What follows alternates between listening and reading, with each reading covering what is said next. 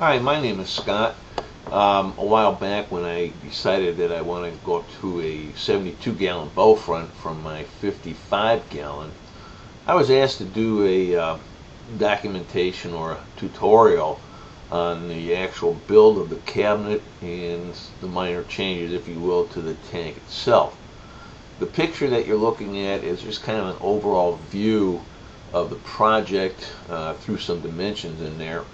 Like the cabinet itself, the framing, those dimensions are 48 by 18 by 29 and a quarter. As far as the actual height goes, I want it 30 inches, so once you put the top on, which is 3/4 inch thick, you'll come up with the 30 inches. Now, as far as the actual bottom goes, use the casters as part of the height, or you can fully skirt the bottom again, which would be part of the height there. So just kind of keep that in mind. And one of the other things is just some minor things that I threw in there as far as like the moonlight, which I went ahead and built. It shows the substrate, so forth like that. And why don't we go ahead and we'll get started with this project and give you an idea what we're doing, and we'll work all the way through to the very end. What we see here is just the materials that's required for the lower shelf. And the lower shelf is 1/2 inch birch veneer ply, which is 18 by 48. In the next picture that you see will actually be the lower shelf looking from the underside, and the 2x4 framing, which is actually flat, so you have a 3.5 inch dimension which is around the perimeter. I did that because I'd like to install casters, and I need the full 3.5 inch width of the 2x4 in order to attach the casters. Okay, here's the lower shelf and the framing that we were talking about, laid on its 3.5 inch dimension. I didn't feel that this is a structural member at all, because it is sandwiched between the upper framing and the casters, so it gives us support on the 4 ends, and there'll be a 5th caster, if you will, in the middle with a framing above that too. So at this point I don't believe it'll warp anything like that. Again, there's no structural means to this. It's just a way to get a lower shelf in. Alright, this picture here shows the unit, or the lower shelf, in the position it would be with the boxed framing, which is in both in the ends and also in the middle. And those I definitely consider structural members. And again, in the 4 corners and in the middle there will be casters, so that would be taking the weight of the aquarium. One thing I do want to point out, and that is all the joints are glued and also then screwed together.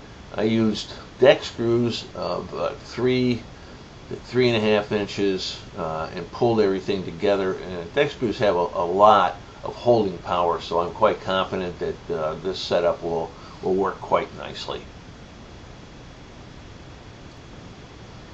What we see here now is the framing, the shelf, and also the casters that were installed. It's a good solid setup, and I've kind of sat on it. I had my wife sit on it, and you know, there's nothing there. It rolls great, and the reason I did the casters is because what I had to do, this was a kind of a one-day changeover. I could empty the 55-gallon tank of the majority of the water and move that out, and then with the casters it would allow this cabinet to roll right in place that the 55 sat in. I also, it's hard to see here, but I had put on the in panels It gave a little bit of structural integrity to this so that it wouldn't want to bend, if you will, from front to back. And it's starting to look more like a cabinet at this point, and quite pleased with it. All right, this picture here shows the two front doors, and after I cut and just quickly installed them in place, the doors looked too large. They had no appealing look to them. They didn't add anything to it. So I decided I would go ahead and router each door in 3 equal sections.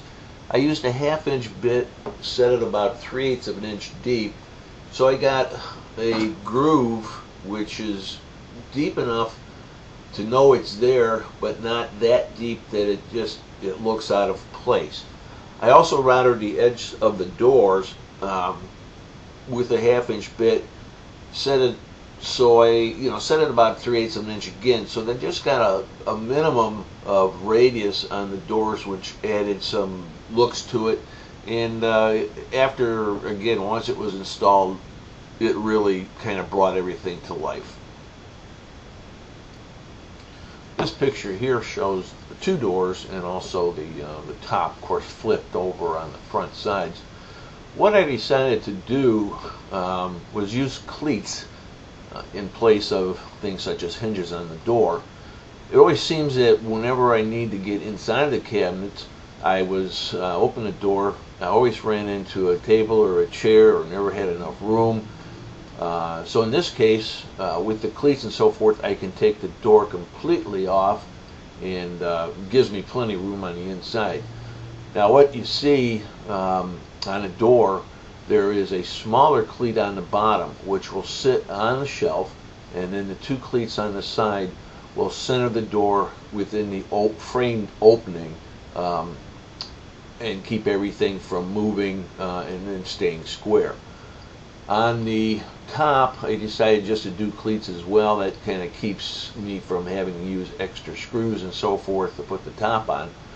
Those cleats are cut to a length and also spaced so that they fit directly into the framed opening, and then again centers it all up. And if I had to get in there for some reason, which would be kind of difficult to do with an aquarium on top, I'd be able to get in easily and do whatever I had to do. So that's the way I decided to go, but some people may choose to go with hinges, and that's okay. So let's go on to the next picture.